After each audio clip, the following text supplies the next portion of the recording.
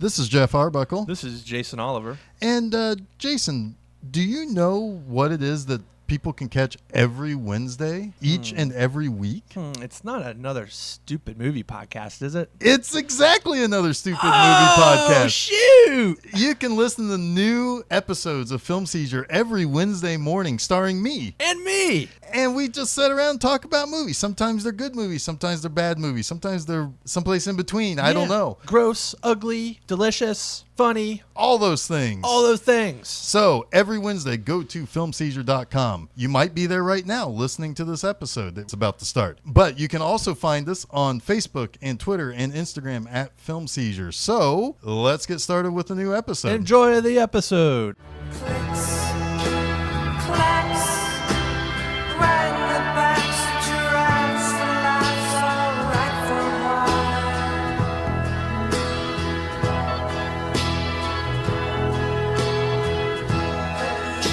Sings of castles and kings and things that go with a life of style. Wanting to feel, to know what is real. Living is life. Welcome to another episode of Film Seizure. I'm Geoff Arbuckle. I'm Jason Oliver.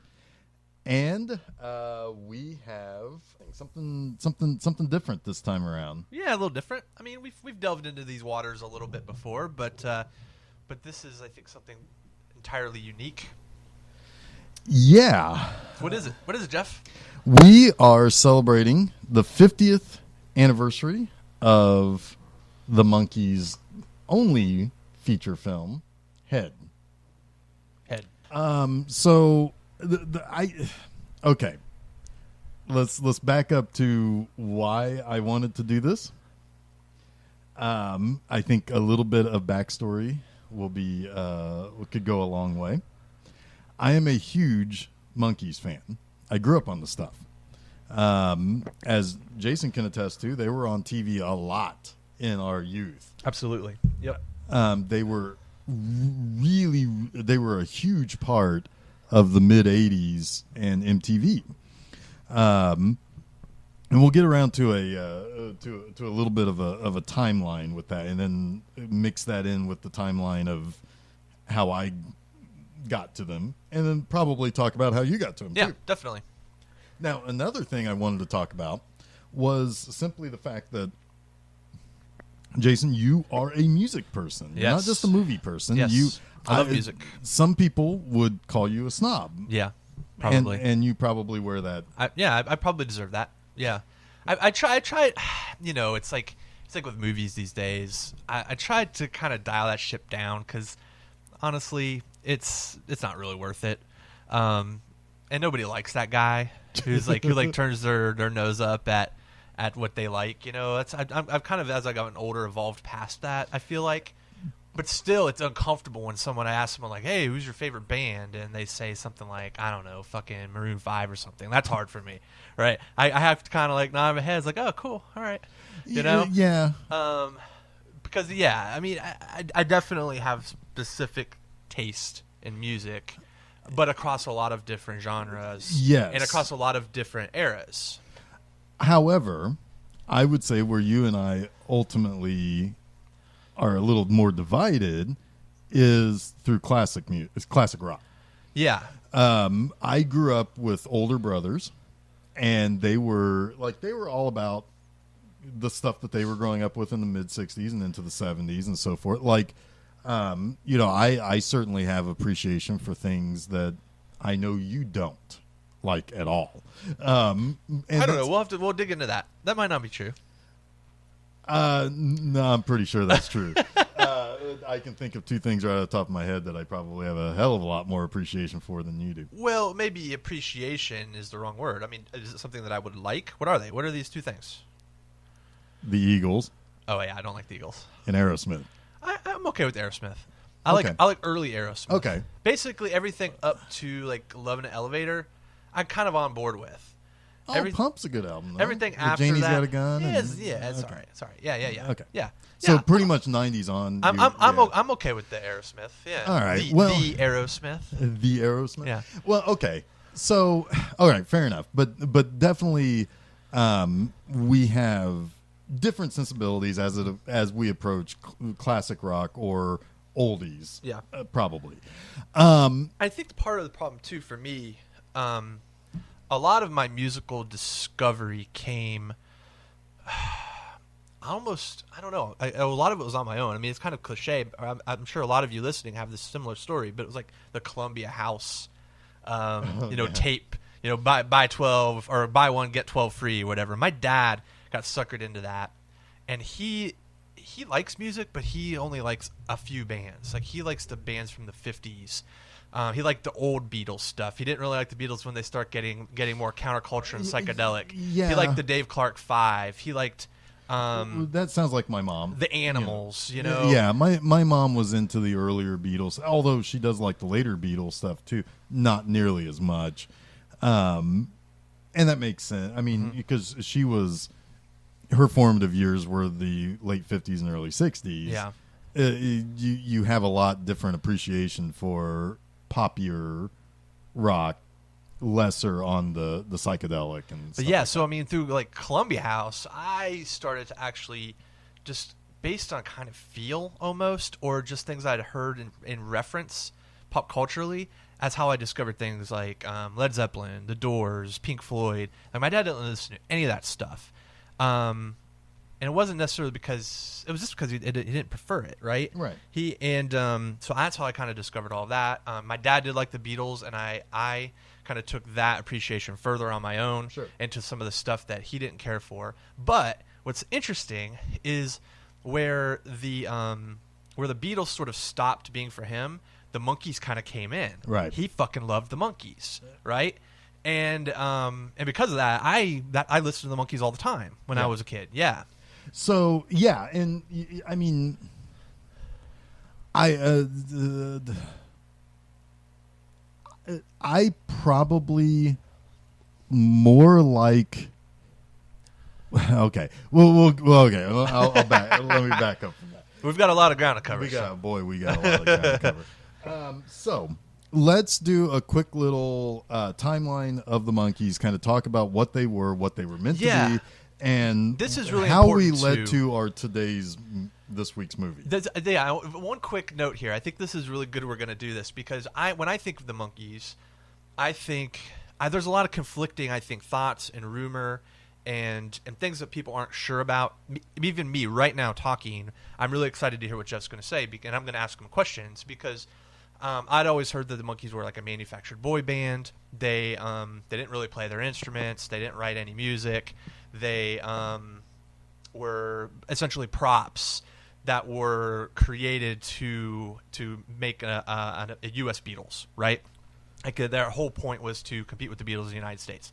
That's all of the stuff that I kind of had heard in various bits and pieces along the way. And I'm sure some of that has a grain of truth to it, and I'm sure a lot of it is bullshit. It's more the other way around. Okay. Yeah. Well, but it's interesting. The evolution becomes very interesting. Well, yeah. That, I think, was what I'm most fascinated with because you watch a movie like Head, and you're like, holy shit, man. This is a lot of creative freedom. And there's no maybe, when the Monkees started, they were like, all right, we're going to go up against the Beatles that you think of as the Fab Four, right? Mm-hmm. Whereas then all of a sudden the Beatles changed, and they're like, we don't know what to do with the Monkees. The Monkees need to now be countercultural. They need to be hippie. They need to be what, right? Psychedelic? Yeah. Well, and certainly some of that, I think, comes into play. But I think some of that was also their own personal expressions starting to come out. Which I think is exactly right, which I find fascinating as well. So take it away, Geoff. All right. The idea of the show, so the Monkees were prefabricated. They were often called the pre-fab five. Or pre-fab four, rather. Sorry, I was thinking. Yeah, never mind. Thinking of George. You're adding George in there. Yeah, sure. Or I mean, not the other George, not Harrison. Right. Martin, right? Yeah. So they were the prefab four, and I don't think they ever argued that moniker. I don't think they ever argued that that's not entirely accurate about them. Yeah. It was basically a culmination of Beatlemania, and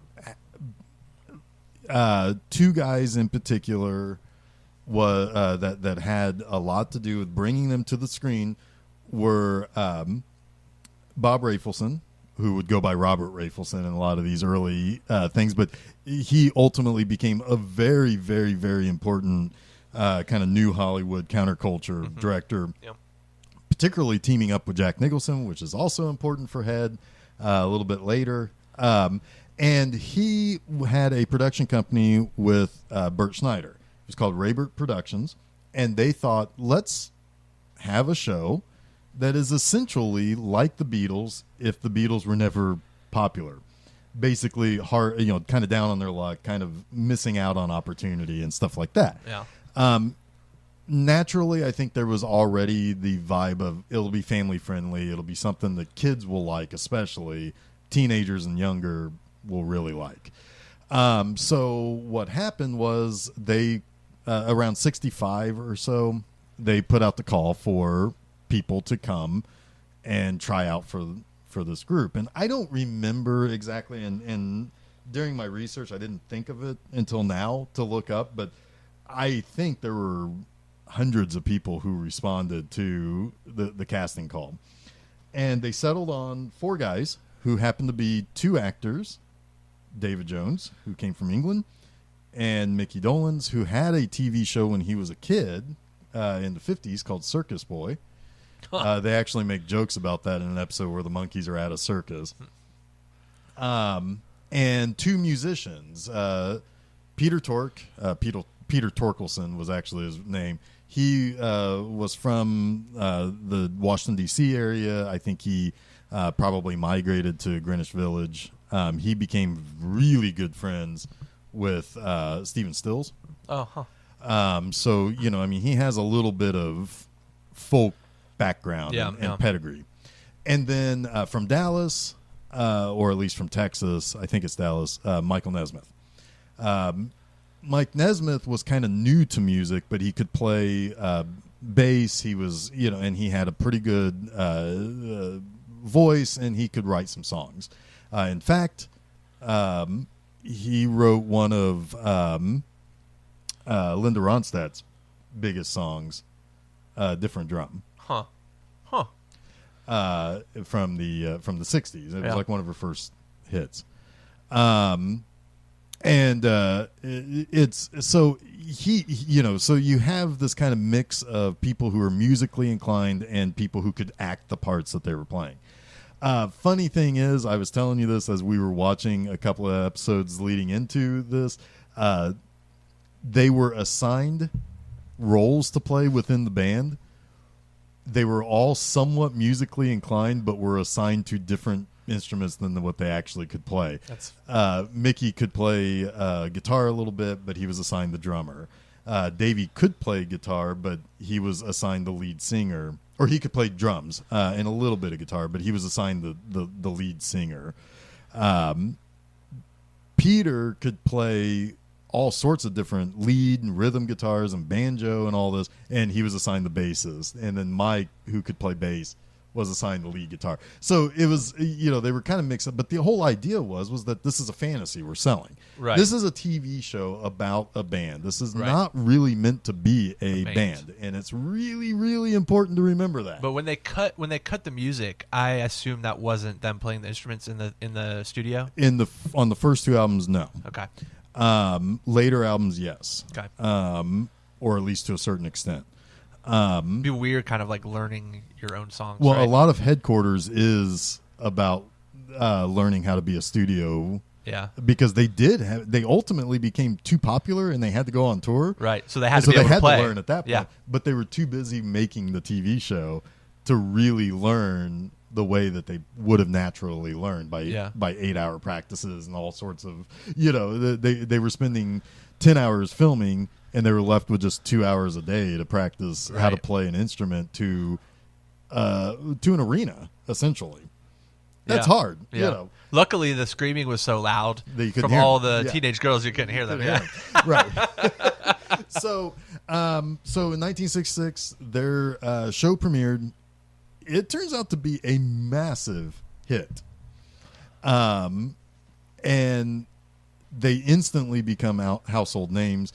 And their first album was released just before the TV show came out.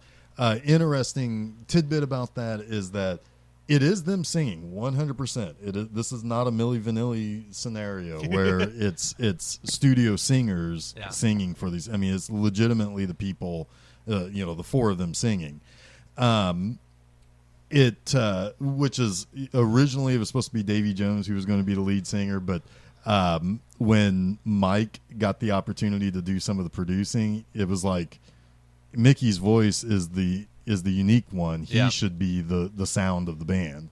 And What did that mean for Davy Jones at that point? well, which was interesting, when he was assigned the lead, the other three didn't care much for it. Yeah. But at the end of the day, he was still the star of the show. Right.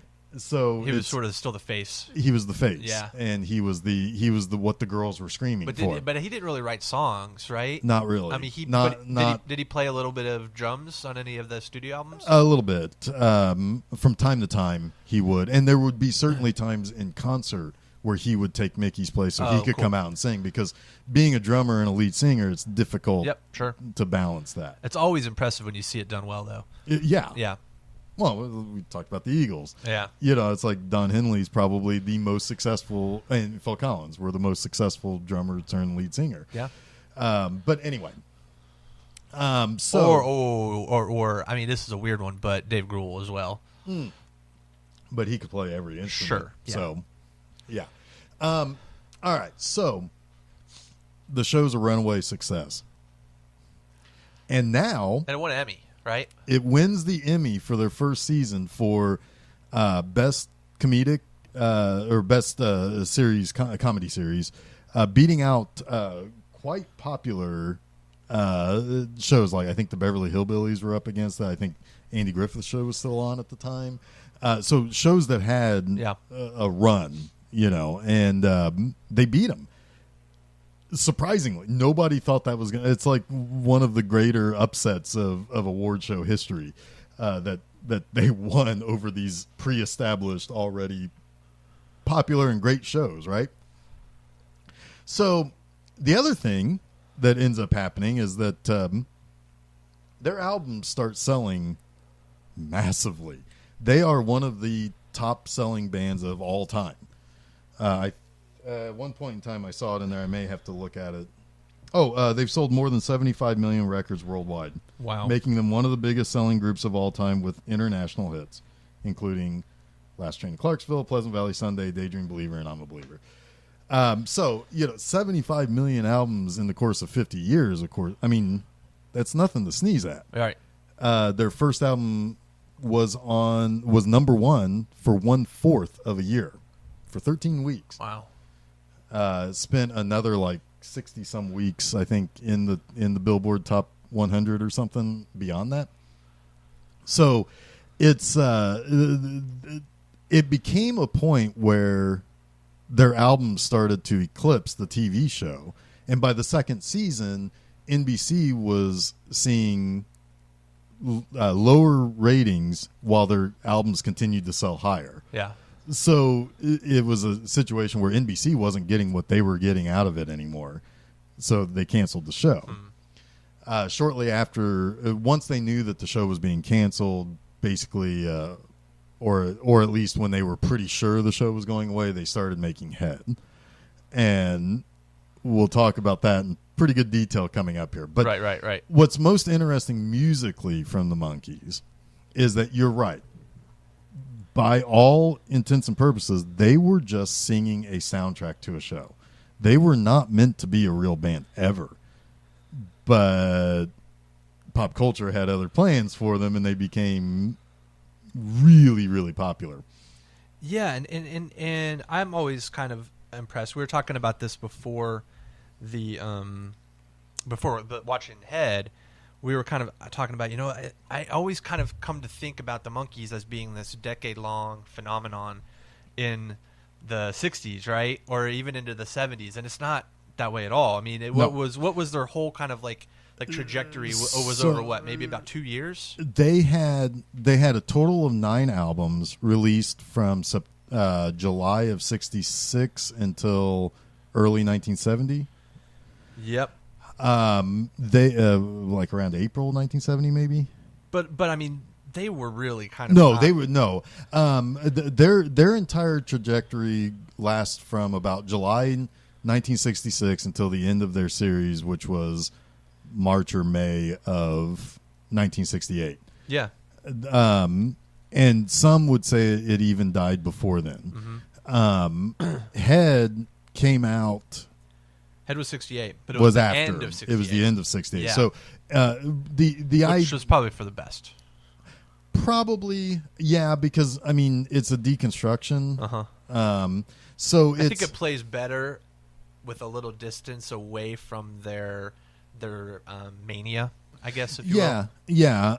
So we talked about this before the movie too, which is you think about like the Beatles would spend so much time on the road. How did they produce their 9 albums? Yeah. Interestingly enough, they produced the same amount of albums. The Monkees had half the time to do it. But, of course, they didn't have to write all the songs. I mean, they they didn't have wrote to play. very few songs. Yeah, I mean, right. They had the writers were Peter and Mike. Yeah. As far as when they did get to write their own. A little bit later, when they weren't shackled by the TV show, Micky and Davey would write a few songs here and there. But but by the late 60s, 69, they don't have anything else going on. They don't really have the juice anymore. Right. And they are they're kind of living out the popularity of being Saturday morning reruns at some point too. Yeah. So it's it's interesting. There's psychologically, it's kind of fascinating to me to a point where at that point nobody really gives a shit about the Monkees. It's been this 2 to 3 year run and ride that made some people some money and became a flash in the pan pop sensation, if you will. And then they are kind of like, well, we still like being a band, right? Yeah, I mean, and they wanted to keep at this point the in time Monkee they name had, alive, right? And at this point in time, they had become a band. Yeah. So musically, okay, if we want to talk about the pop sensation that was the Monkees, their trajectory matches essentially an almost identical, minus a TV show, rise and fall of the Spice Girls in the 90s. Yeah. Pre-manufactured. It was it was these people look good together. They can sing enough. Put them together. We'll just sell them. We'll sell that image and their different personalities that we assign them to. In about 18 months' time, the Spice Girls released 2 albums and a movie. And they made a whole bunch of money. And some of them are still pretty well famous to this day for various other things. Sure. So it's a similar arc. And they both made a movie. They both made a movie. And they're both very self-referential. And very deconstructive, too. Yes. Yep. Yeah, absolutely. Hitting on points that were important to them. I mean, certainly Spice Girls had the whole girl power thing. Yeah. And they play that up in Spice Girls. Have you ever seen that movie? Oh, yeah. It is bonkers. All right. So I worked at the General Cinema, the Quad. Yeah. When that movie came out. And I probably saw that movie like 4 or 5 times. It is bonkers, man. It is absolutely bonkers. I hated the Spice Girls. But it's an interesting. But I did have a thing for Posh and Baby Spice. Both of those two kind of did it for me in different ways. So yeah, you and David Beckham are really tied in deep. We are tied in deep. That's an inside story. He's got a tattoo of me. on his abdomen. Yep, he sure does. You as a leprechaun, which is the weirdest thing ever. Yes. But it's amazing. That's about the deepest inside joke we could tell. Well, you and David Beckham are in the same things. Yeah, no, I mean, it's as cuckoo as it is, it's an interesting movie. Yeah. And it, I mean, I was hoping that you'd at least find Head interesting. Mm-hmm. I did. Yeah, and I think you ended up actually quite liking it. Yeah, I did a lot. In fact, I'm probably going to go after the Criterion Blu-ray that I found out exists. Yeah, I liked it a lot. What's funny though is I think it plays better, to me, in the sequences of absurdity. I think. Yes. I didn't love the music. I really liked the theme song. What is it? The Porpoise song? Yeah, I really liked that. I like the song that you mentioned. As we go along? Yeah, but I feel like even that song feels a little strange in the middle of the movie.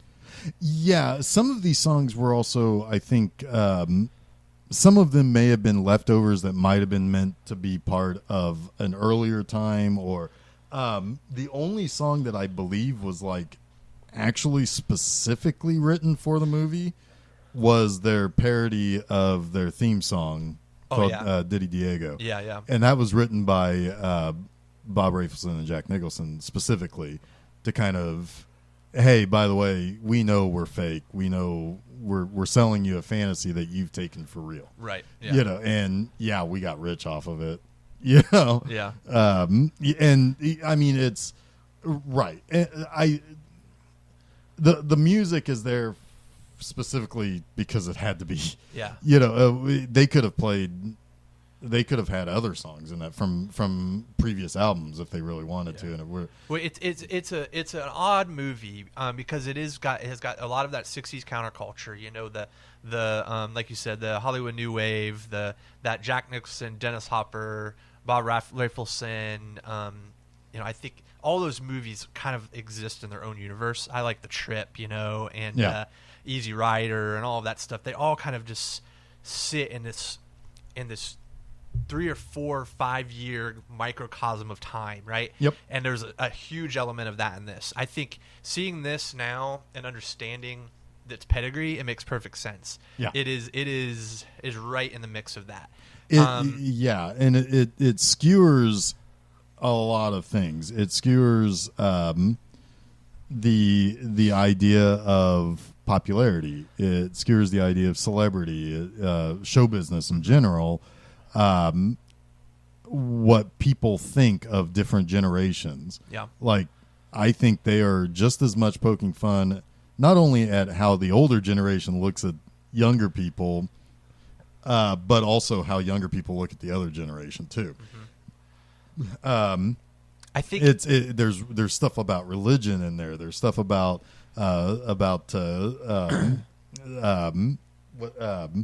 capitalism. There's all sorts of different things that it has stuff to say because it was a very confusing time. Right. Interestingly, that 50 years later, we're in another kind of confusing time. It's also it's a confusing movie. It's so stream of consciousness. It's very much like dream logic. While I'm watching it, I'm thinking, I wonder if David Lynch liked this movie. I know he's seen this movie. It feels Lynchian at times, with its dream logic, and then I also got really strong feelings that Terry Gilliam has to love this movie. Like it's very pre-Monty Python. In a lot of ways. Considering the amount of people that the Monkees ended up becoming friends with, all those people are probably friends of theirs. Yeah. I have to be. Yeah. I guess if I had to explain this movie to someone, I would tell them it's like a combination of David Lynch's dream logic, Easy Rider / The Trip, that sort of counterculture vibe, and but also play it as 4 or 5 episodes of the Monkees. Right, and that's where the Monty Python comes in. Right. Yeah, that satire. Right. You know, that sort of the absurd. Right. Right, yeah. It is really written in terms of the logic of their TV show. Yeah. Which is interesting because the first time I saw it, I didn't dislike it, but I was like, this is very different than what I just watched. And for the longest time, I didn't have anything but the soundtrack. So there are cuts, there's audio from the movie placed into Jack Nicholson cobbled together a soundtrack from only the 6 songs that they had. Oh wow. So he took pieces from the movie, from the audio, Yep. and rearranged it. It's a whole different entity. So it's kind of like a Monty Python album. Kind of. But like when you listen to it without context, you understand there are ideas there. When you know what the context is, it's interesting again on a different level. It's a whole different beast, and they should be treated as 2 different entities. Yeah, interesting. Which is very different for a soundtrack. Yep. Also, maybe one of the first kind of soundtracks of its kind. Yeah. Really. You could say, well, the Beatles had 2 movies prior to this, and they also had Yellow Submarine. They all had soundtrack, but they're not. They are soundtracks in name only, because only the first side of the album is the soundtrack. The other side is the other songs. Yeah, and the use of music in a Beatles movie, and it reminds me a lot of how the Monkees used music in the TV show. Right. Right? It's sort of like very playful, cut into a madcap scene of some sort. And it usually plays to whatever it is that they're doing. Right, exactly. Yeah. This probably, was totally different. When the music came in, it was like, okay, we're going to have like this really sort of abstract 3-minute music video. Yeah. That's kind of how they use it, and they use it to essentially bridge the movie into it into cuts different up acts. Because each monkey gets their own opportunity to shine. Yeah. And do something, and the song that individual monkey sings is either before or after their moment. Yeah. So yeah, So it is meant to say, okay, song now ends this story, and we go back to the next one. It probably does not come as any surprise to you that this is. I'm reading from the production notes here on Wikipedia. The storylines and peak moments of the film came from a weekend visit in Ojai, California resort where the Monkees, Rafelson, and Nicholson brainstormed into a tape recorder, reportedly with the aid of a quantity of marijuana. Oh, I was going to say if it wasn't marijuana, there was a stack of LSD blotter. Oh, wait. Jack Nicholson then took the tapes and used them as the basis for his screenplay, which, according to Rafelson, he structured while under the influence of LSD. Interestingly enough, though, also, when the band learned that they would not be allowed to direct themselves or to receive screenwriting credit, Dolenz, Jones, and Nesmith staged a one-day walkout, leaving Tork as the only monkey on the set the first day. It would be Tork. Yep. The strike ended after the first day when, to mollify the Monkees, the studio agreed to a larger percentage share of the film's net for the group. But the incident damaged the Monkees' relationship with Rafelson and Bert Schneider, the original producers, and would effectively end their professional relationship together. Yeah. And that's really kind of unfortunate because Rafelson and Schneider really stuck up for them. Their woes musically came from the music director that was kind of tasked with soundtracking the TV show and taking music that they could record and whatever they could get the 4 actors to do. His name was Don Kirshner, and he was the primary strife in the whole scenario, and he ultimately had to be forcibly removed from working with the production and with the Monkees during, I think, in between the first and second season, maybe, or the second and third album, or something like that. But he would do all sorts of really dickheaded things, like he would make decisions on what singles would be released, ignoring any input from the band or from the producers that were working with them. He would, and the reason why he would give, it's like, Well, I got both music and a TV show to sell, so Yeah. tough. Now, granted, some of those decisions probably not a bad idea, but a lot of them were bad ideas, or at least should have at least gone to the group and to Rafelson and Schneider. And it's like, well, what do you think? Is because they could put whatever songs from their album that they wanted to into the TV show, but to sell the group and sell the music and the albums and the singles and whatnot, Schneider almost took that entirely upon himself. At one point in time when the band kept pushing to be a band and to record in the studio as themselves, he ended up packing up the in-studio recording stuff and the band that was doing the recording and moved it from L.A. to New York. Oh, wow. So that they would never be a part of it until they were asked to sing. Huh. That doesn't go over well when you have a fictional band, but a band nonetheless, thinking they have some control over their image and their own sound. Does not go over well at all. So that's a lot of their rise and fall, was that, it's like, in a way, yes, their music began outselling the TV show, but without the TV show, their music sales collapsed. But without the music, the TV show wouldn't have worked. It was a house of cards, really, is what was going on there. Well, I think in a lot of ways, yeah, you're right. It was a house of cards, but it was also a perfect storm. Exactly. I mean, it couldn't lightning in a bottle. I mean, what other metaphors, right? That's exactly what it was. And when that happens, you have no hope of sustaining it. No, it's not going to happen.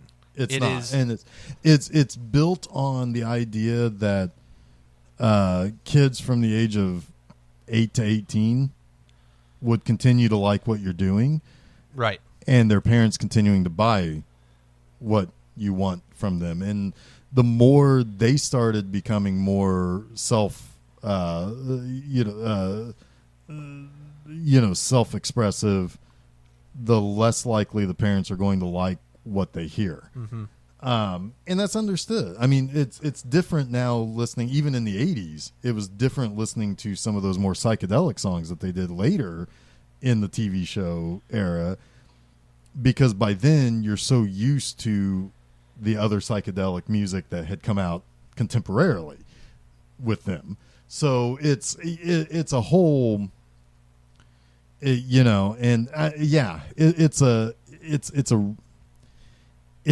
had to be an interesting ride. Yeah, absolutely. So yeah, I was just trying to figure it out where I became a Monkees fan, and I'm gonna guess it was right around 1986. Yes, because that is when the album "Then and Now: The Best of the Monkees" came out. It was sort of a reunion of sorts for them, wasn't it? It was their 20th anniversary. It was when MTV brought them back. And they wrote a couple new songs for that album, which were actually pretty good. Yeah, that was Then, This Is Now.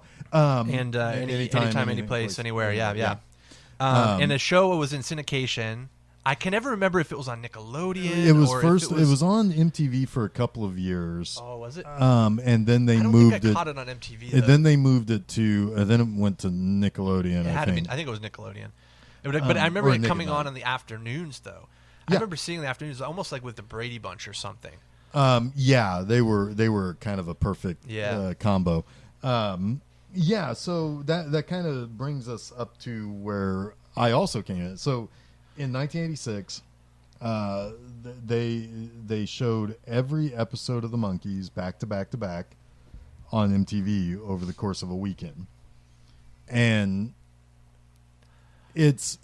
for my mom and for my mom who liked the earlier Beatles stuff, she very much liked the Monkees. Very much my dad. Yep. Yes, and my brothers grew up with them in syndication in Saturday morning TV in the early 70s. Yep.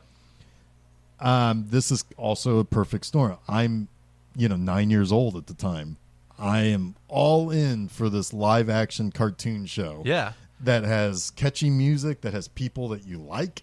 You know, it's that like, was written basically for your demographic 20 years ago. Yeah, Exactly. Yeah. So, and I had a sensibility of the Beatles and other, you know, music that my mom and my brothers were listening to when, you know, long before I came along.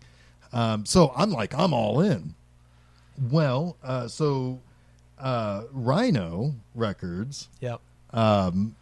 they go all in, re-release all the albums as part of the 20th anniversary. We bought them all. Yep. And I have some, I'm pointing to them right now. Yeah. They all had the sticker on it that was, you know, talking about celebrating the 20th anniversary, and that's nostalgia like none other for me, really. In August 1st, 1986, there was a 20th anniversary convention in Philadelphia. Me, my three brothers, and my mom went. Wow, really? It was my first ever convention. Holy shit! No shit. Yeah. First ever con was a It was Monkees convention. All Peter, Micky, and Davey were there. Wow. Did they perform at all? There was a concert that night. I don't think we had tickets for that. I think it sold out. But I mean, I remember going to the Liberty Bell. That was like the day before the convention started. I think we stayed in the hotel that the convention was in.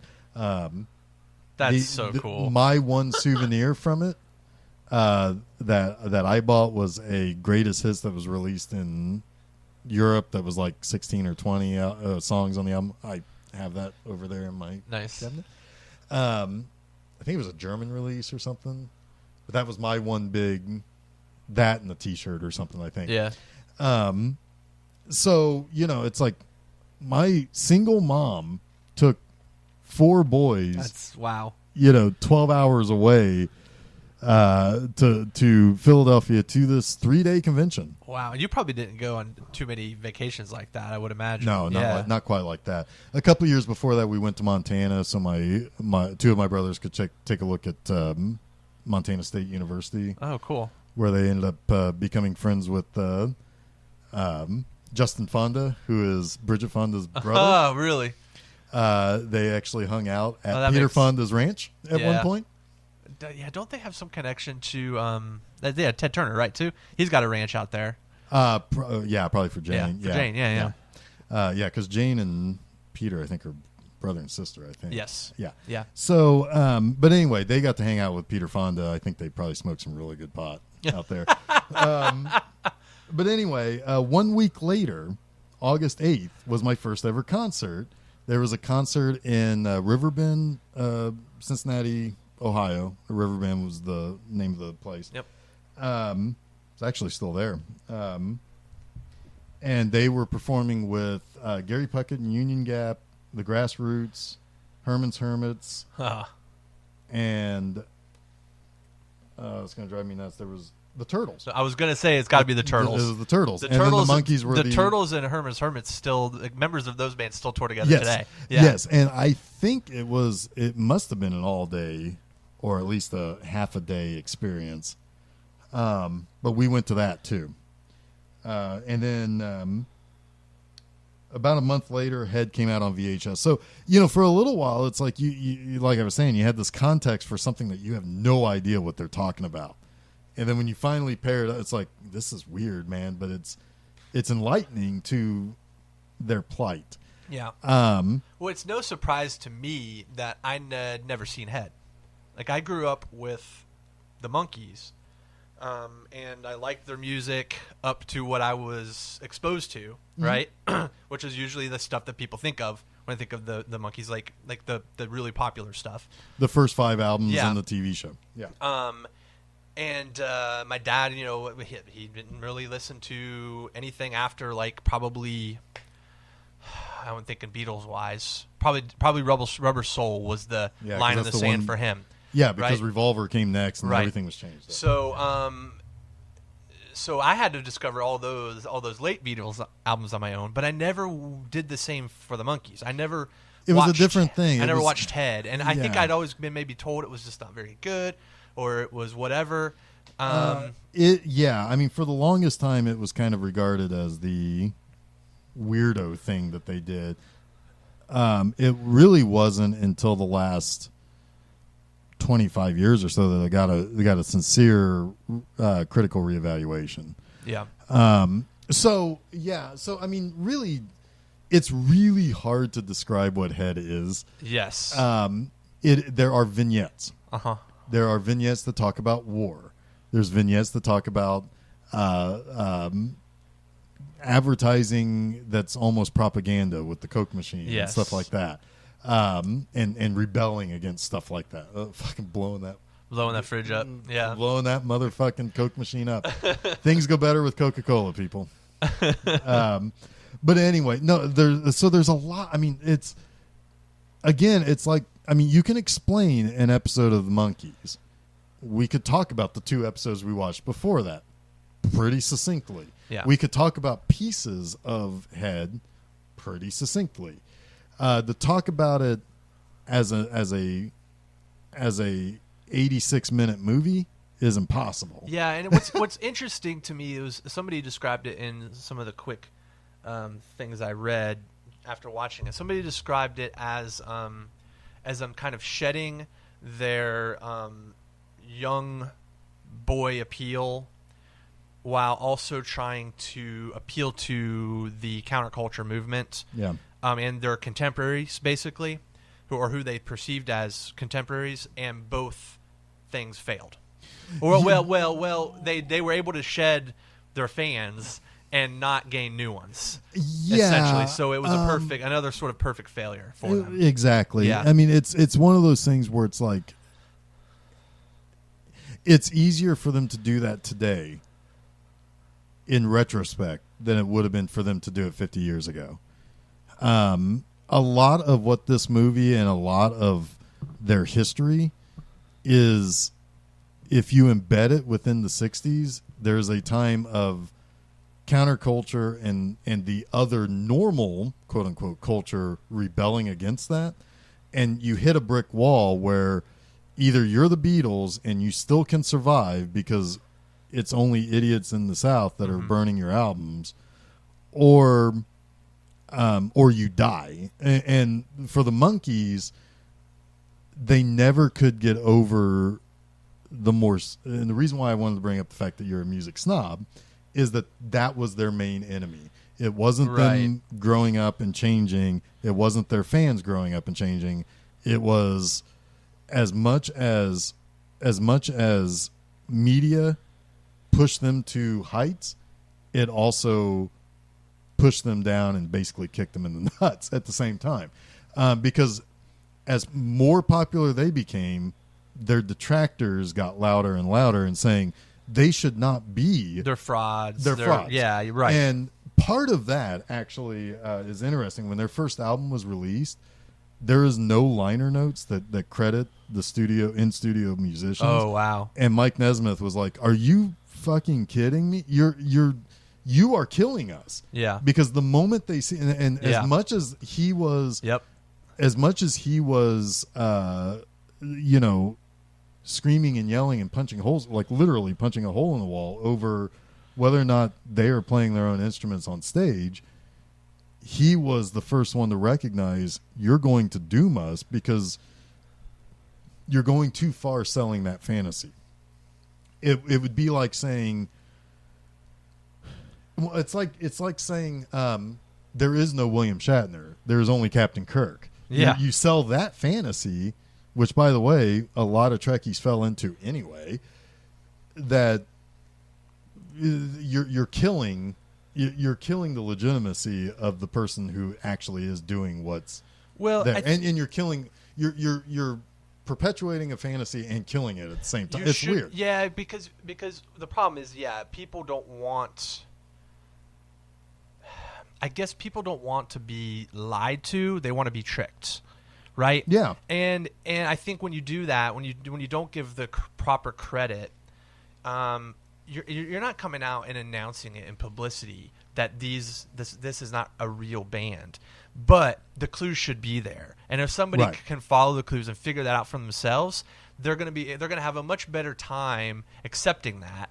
Which I think is why they became so much more famous 20 years later than they were in the 60s. Yeah. Yeah. That's why, they can sell out a stadium, or not a stadium, but a venue 50 years on, is that, one, we know they're now playing their music. Yeah. But it's the songs that we all knew were a part of a fantasy. It's the difference between like a joke and a hoax, right? Exactly. Yeah. Yeah, I mean, the TV show, there was, I mean, they're not, the TV show is not realistic enough for you to really honestly believe that they are not actors playing a part. Right. There's no situation in the TV show that's realistic enough. Again, it is a live action animated cartoon, sure. basically. Yeah. I've always thought of it like that, and I think that's why it always appealed to my sensibilities, because sometimes things that go on inside my head look an awful lot like a Monkees episode. Yeah.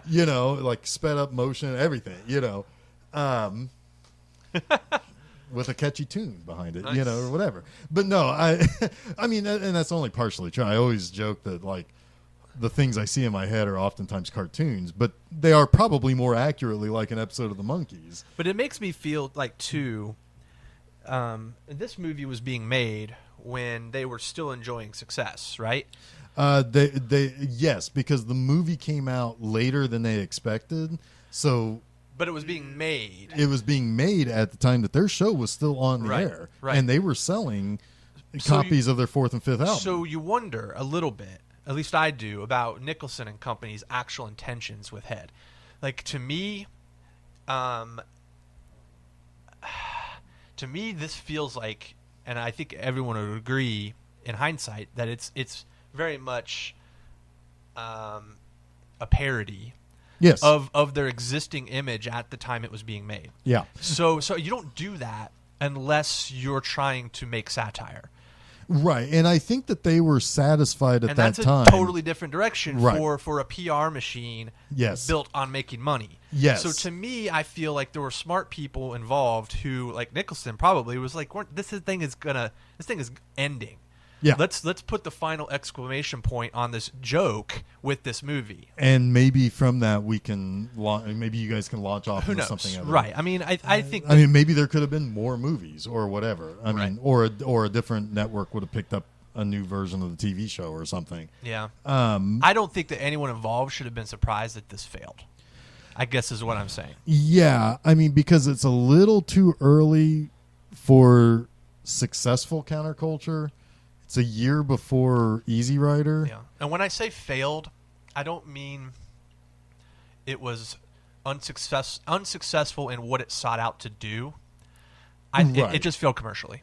Exactly. I think they told a really fucking funny joke, and no one got it for 20 years. Yeah. Or at least by the time they did get it, maybe by the early to mid 70s, because here's the thing, it's like Don Kirshner didn't end producing music for a fake band. He went on to produce music for a band called the Archies. Oh yeah, that was a fucking literal cartoon. Yeah, yeah. So and later in the 70s, once you get into a little bit higher produced stuff, particularly with like disco and stuff, suddenly you do have a different trajectory of singers and dancers, not instrument performers. Sure, yeah. So by the time people, so much of popular music today is built around that. Exactly. Yeah. And even some well-respected acts are heavily produced. Yes. For whoever wants to make a chagrin out of that. Well, I don't care much for it, but that's okay. You have like the celebrity producer now. Exactly. Back in this time, who was like a celebrity producer? Phil Spector? Right. Was there anybody else that was a celebrity producer? Not really. No, but you have them now. I mean, yeah, because by the time you get to the early 90s, you have somebody like Rick Rubin. Yeah. And yep. A lot of rock and roll acts worked with Rick Rubin. Well, and a lot of former musicians in rock bands became producers as well. You think of like Rick Ocasek, right? Yeah, or what's the guy from the Eurythmics? Oh shit, Dave. Is it Dave Thomas? I don't have it. Sorry. It's It's not my lexicon. Dave Stewart. There you go. Dave Stewart. I mean, he was just.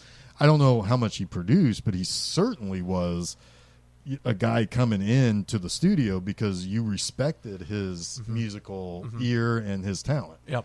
Tom Petty used him. You know, I think probably the real soul the real popular producers, I guess celebrity producers would have come out of like Motown and things like that. Absolutely. That's Quincy Jones. Yeah. That's kind of really, I think, what kind of made a producer someone who could be recognized in the public spotlight. They weren't just a nerd behind the right. album. I mean, when Quincy Jones can come in and say, I can not only produce you a hit, I've already written for it, and I've already got you both the lyrics and the music. Yeah. And he's pretty good.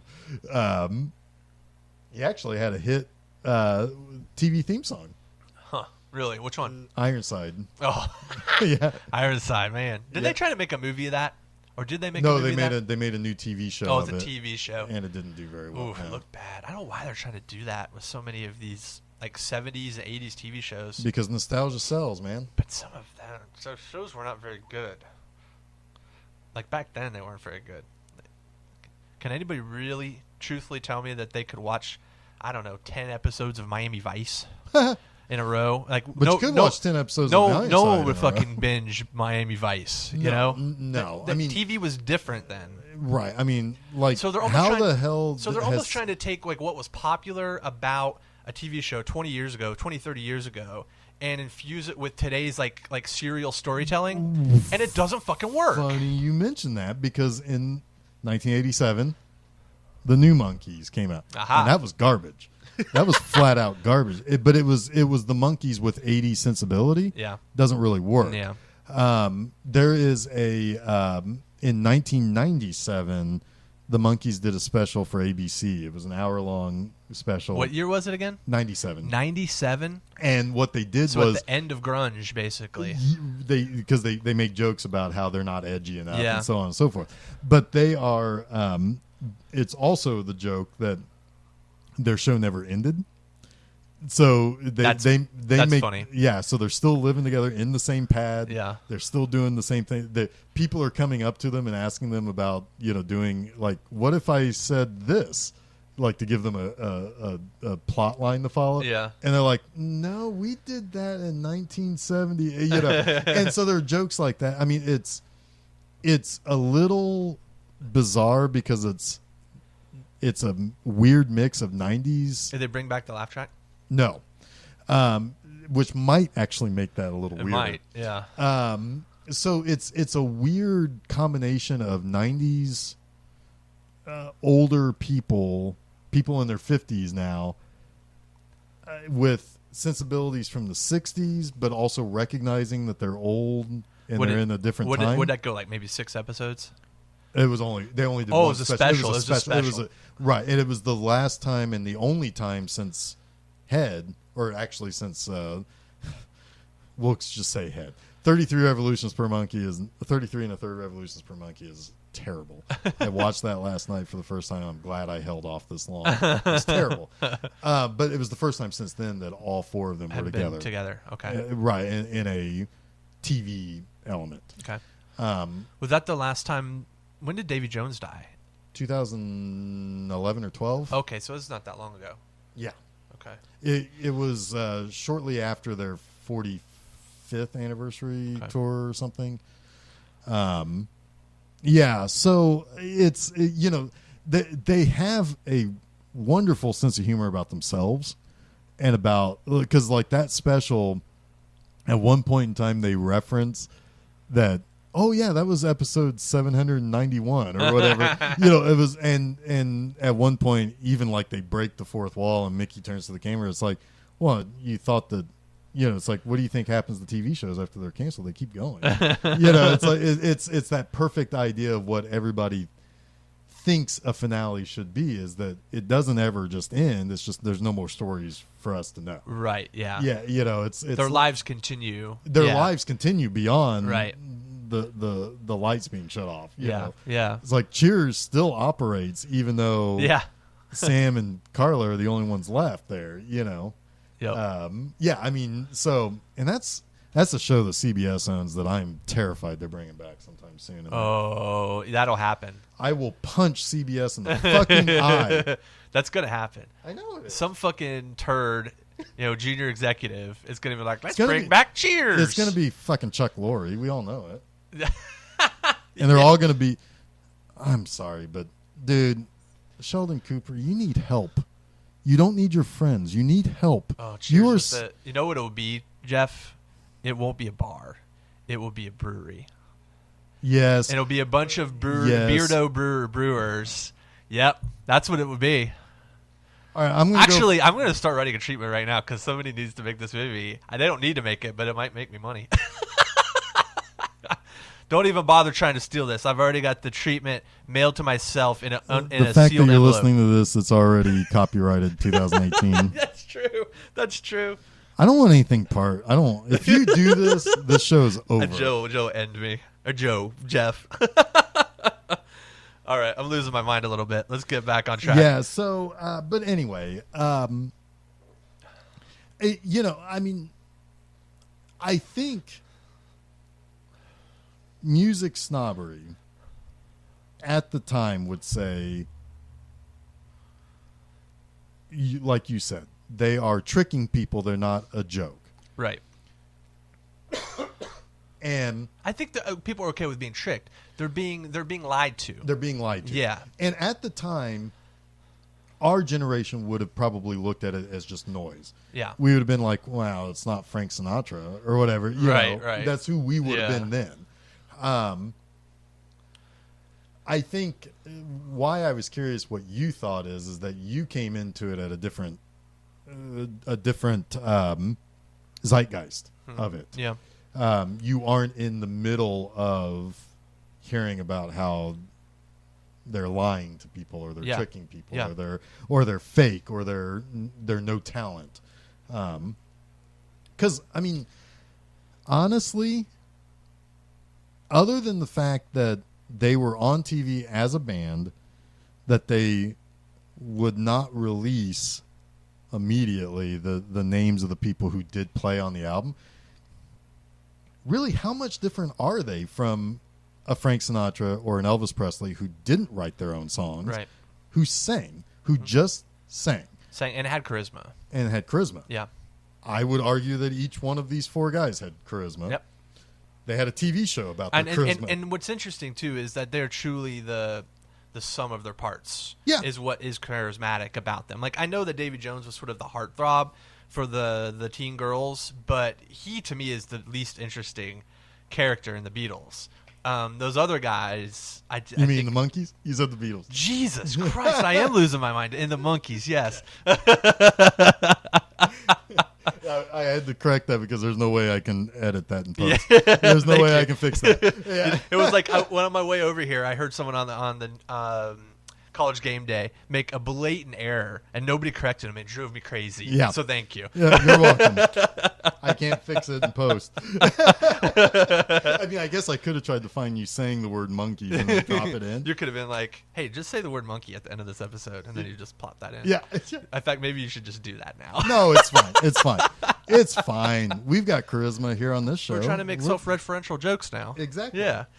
This is like We're moving in fast motion. We could edit our own head-style version of this episode and just tell it completely out of order. Yeah. And stream of consciousness. Let's drop in. Let's face it, some of this segment right now in particular is very stream of consciousness. Exactly. Let's go ahead and just drop in Last Train to Clarksville here. Okay.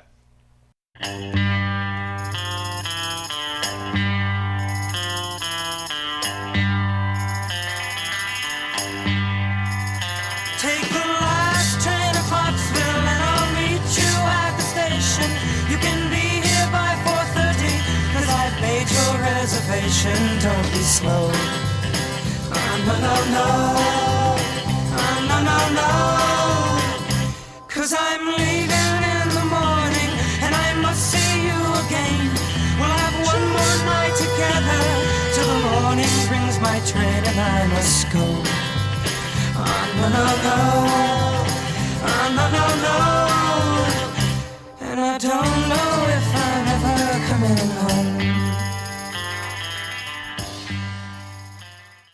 wow, that sure was a crazy adventure we just went on. Crazy. Huh? We were in a box. And I know, it was like trapped. Yeah, and then I ran super fast, and you were tied to the train rack. We went out stage left, came back stage right. I know, it was crazy. and then you were tied to train tracks, and I had to beat like a guy with a big curly mustache and a top hat. Rescue me. Yeah. And then That was suddenly we were in a crazy. boxing ring. I know, Fighting it was Sonny crazy. Liston. Nuts. Crazy. We sure do have fun here. I want to talk about my favorite joke in this movie. Go for it. It's so dumb, but it killed me.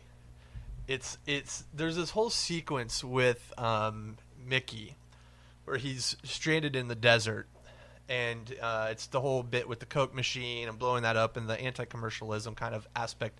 It's that in comedy there, but there's this moment where it's playing a little bit off of Lawrence of Arabia. This whole sequence is with the sand dunes and this Arabian horse rider, that's riding up on Mickey, and he rides up on Mickey. And he's about 5 feet away, and he goes psst, and so Mickey kind of leans in, and the rider comes in close, and he goes psst, and they subtitled psst. And it just takes off. And Mickey's like, what?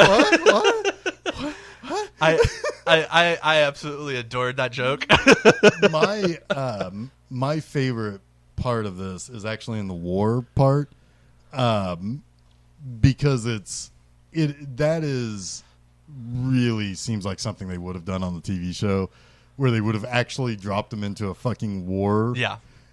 Vietnam in particular. There's a lot of Vietnam imagery in this. That's kind of it's played against popularity. Mm-hmm. So it's like you see somebody get fucking shot in the head, like the famous footage of the Viet Cong guy assassinating the other, which is so jarring.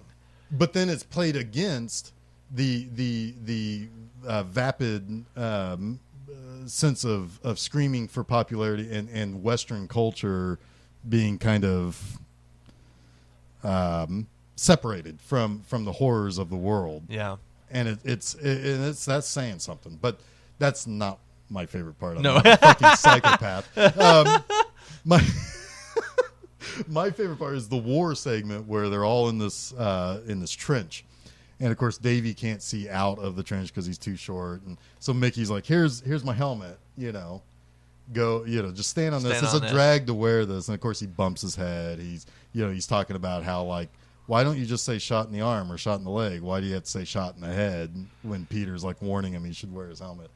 It's funny, the entire movie Peter's played as the smart one. Mm-hmm. In the entire TV series he was the dumb one. Right, which they even make a joke about that. Yeah. Which I thought was funny when you mentioned that Peter was the only one that stayed behind. Yeah. Right? It's like, oh, Peter's always been the dummy. Yeah. But he's probably actually legitimately the smartest guy of the four. But anyway, so Mike is like the lieutenant or whatever, or the major that's like in charge of them, and he's like, somebody needs to go and get go get ammunition, and Peter's like, I'll go. And Mike's reaction of just saying, "See that you do." Yes, it's just like his hard boiled like that. War kills general. Me. He's funny. It just kills me how deadpan he can be. Mike is I think the funniest monkey because of that. He's so wry, like you said. He's got he plays to adults better, I think. Yeah. Yep. Because I made the comment that my favorite monkey when I was a kid was Mickey. Because he plays sort the of kids. A goofball, yeah. And then and now Mike is my favorite now. Right. Yeah. So the other joke that you liked. Yeah, it was phenomenal. Right after the Peter saying, it's like, Mickey, I'm always the dummy. So there's a whole boxing fight where Davey is the boxer. He's fighting Sonny Liston. Mike is a gangster.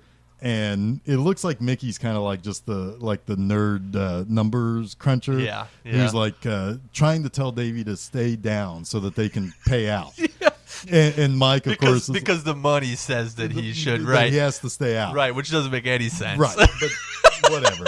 They're basically throwing the fight, which was the plot of a previous episode anyway, where it's like basically they set Davey up to be like a like a fake chant, like a paper tiger. Oh, well, really. which is pretty funny. Yeah. In context of the show. Yeah. Right. And so anyway, so Mickey, like when Davey would keep getting up, and like his girlfriend, who's Annette Funicello, tells him to stay down, and all of this, and and so Mickey goes nuts and goes into the ring and starts punching everybody out. He knocks out Sonny Liston. Yeah. He knocks out the referee. Yeah.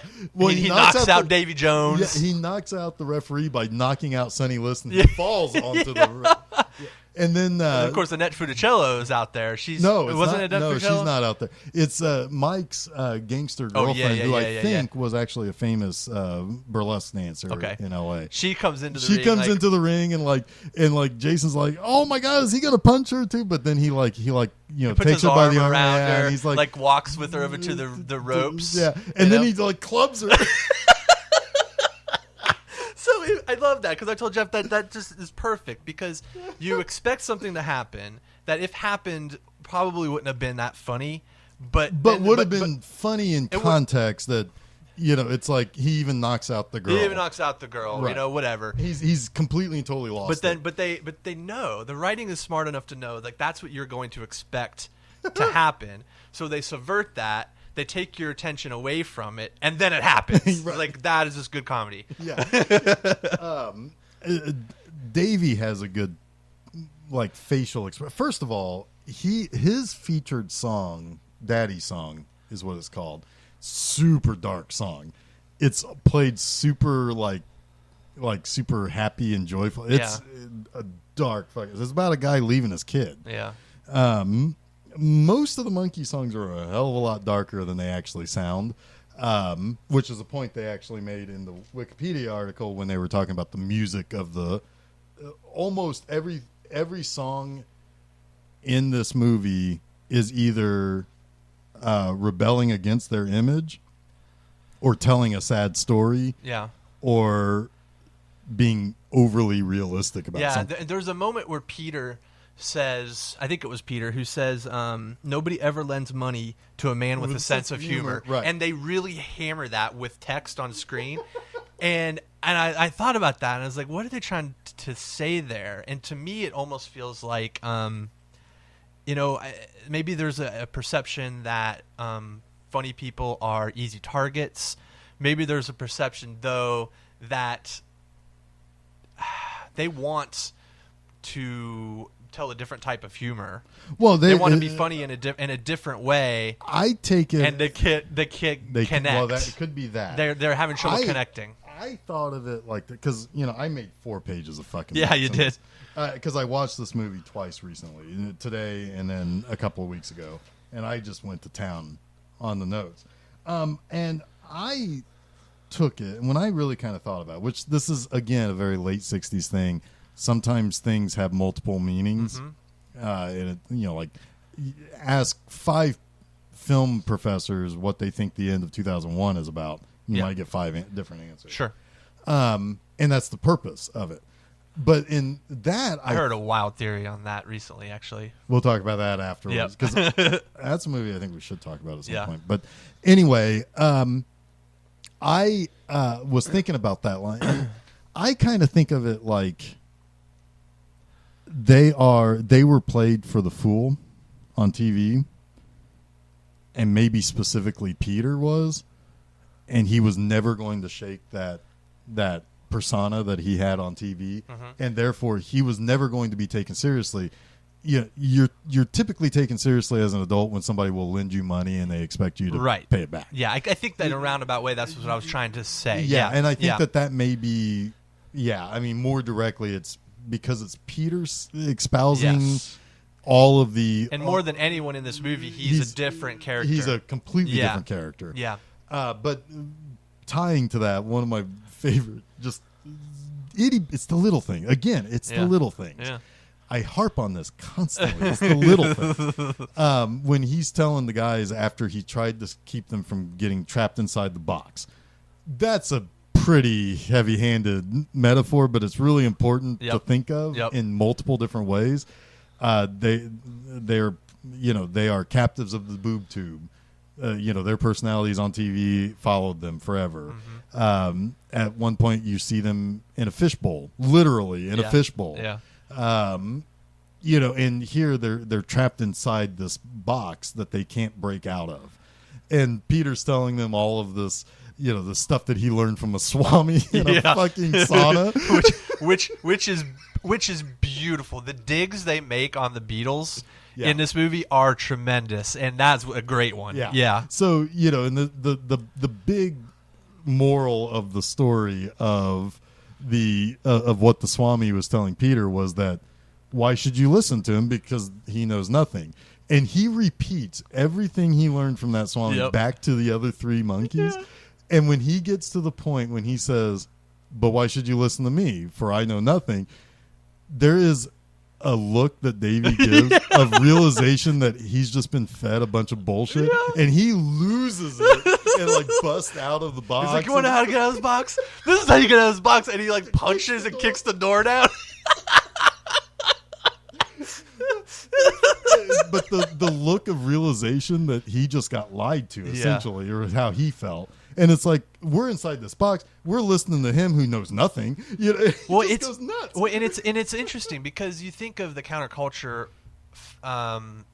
scene as sort of a rebellion, right? They're not really buying into a lot of that bullshit anymore. They're kind of like, you know what? We're on this precipice of we gave peace a chance, right? But now, we kind of need to take charge. Right. It's our turn to lead. Yeah. Which every generation has that. And sometimes generations fumble it.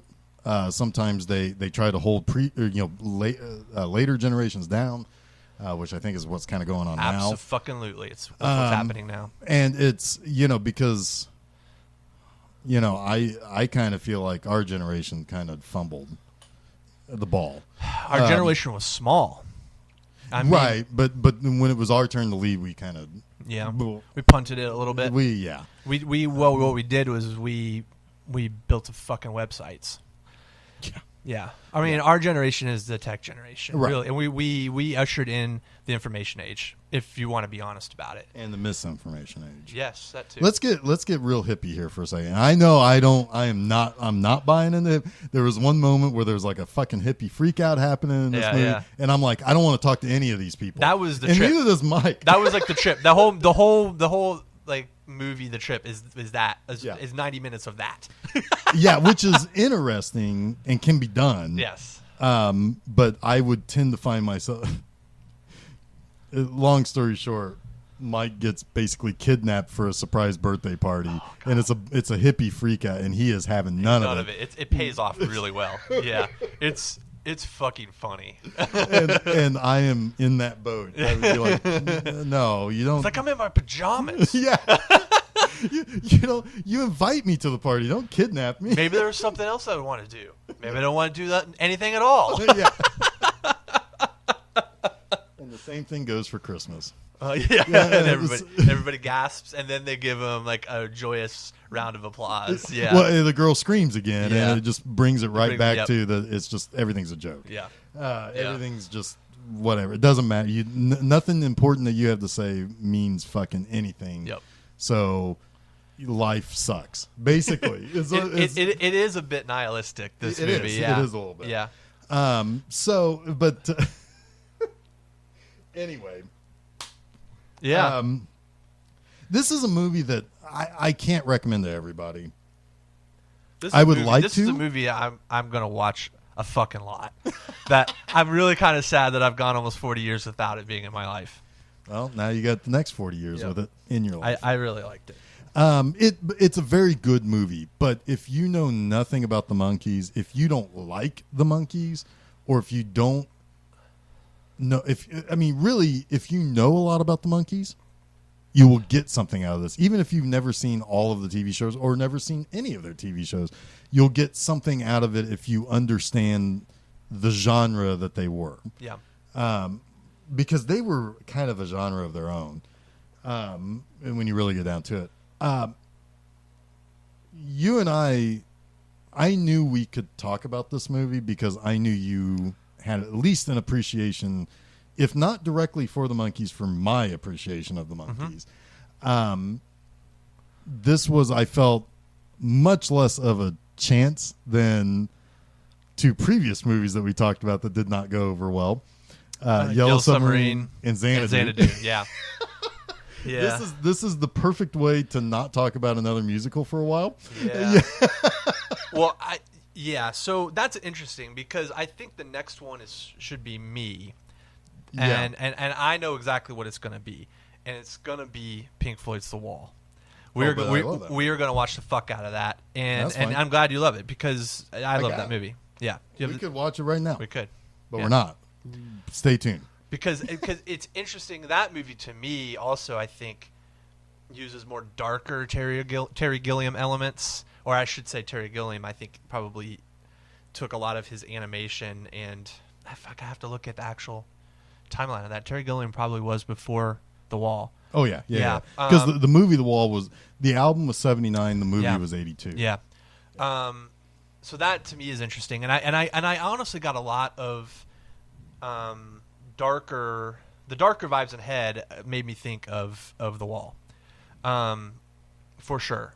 Yeah, and some of the commentary on stardom, and being like this, I don't know, bigger. People think you're more important than you are, right? And then letting that you can go either two ways with that. Well, it can cripple you because you know that you're not that person. Or you can let it go straight to your head and become a megalomaniac. Right? And in a way, that's how they use Victor Mature in this movie. So Victor Mature is kind of he was very, very popular in the 50s, maybe in a little bit before that. Yeah, I didn't get any of those references. He was in movies like The Robe. He was in a lot of other, like those biblical, those big biblical productions. Mm-hmm. Those were star maker movies.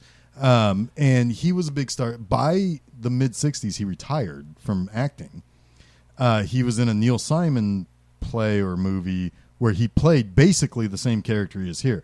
A person who had been super famous and then was basically living off of his fame by just showing up and people knowing who he is.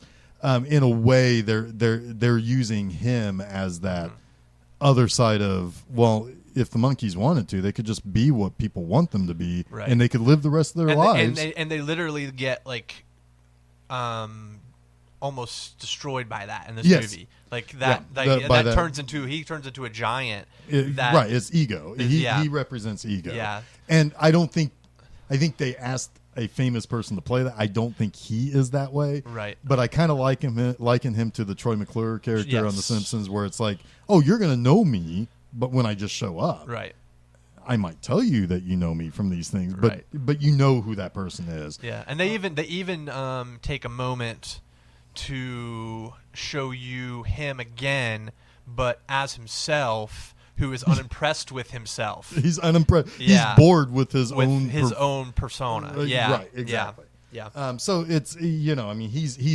in, he's buying into what the movie's trying to say. For sure. Yeah. So anyway, I don't know. I mean, we've talked about the Monkees for almost as long as Head is. So I think. Oh, one last thing.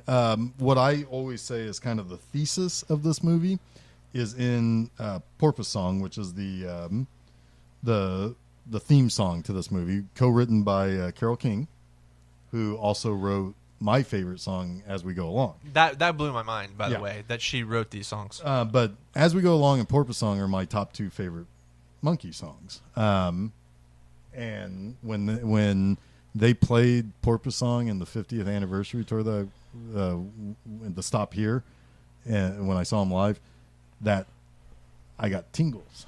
That blew my freaking mind.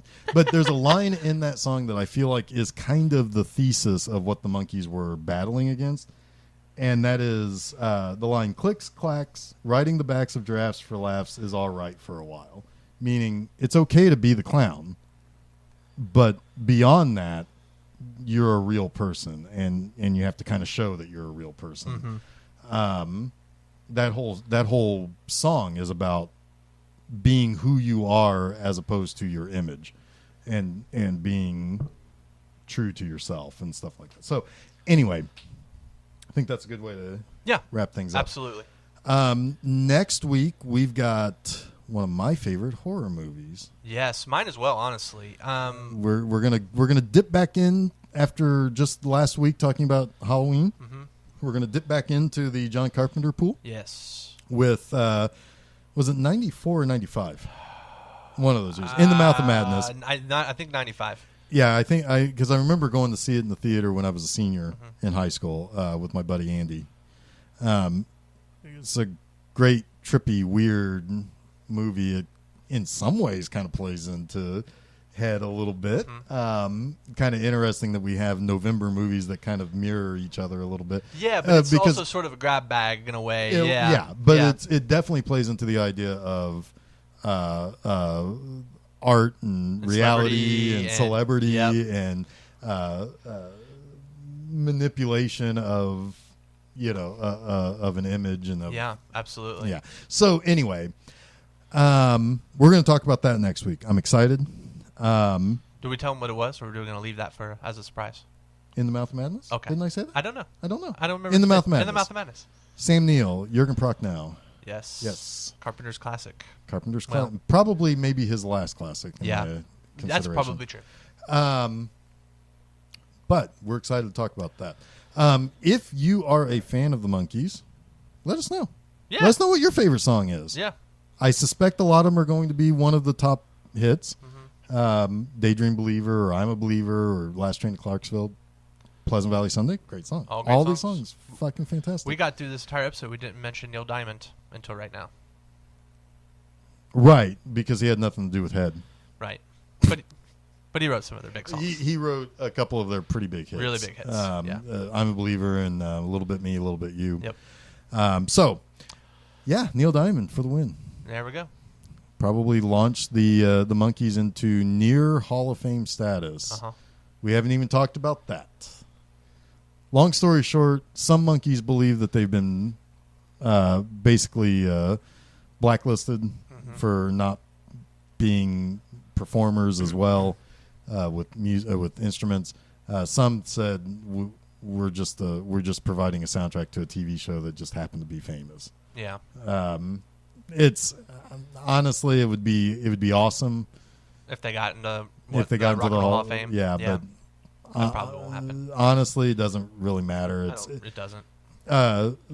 Also, when I was doing my research on that, finding out that the Rock and Roll Hall of Fame is a for-profit company, not just a thing that the music industry has built, really, really changed my opinion. It's like they're never going to let them in.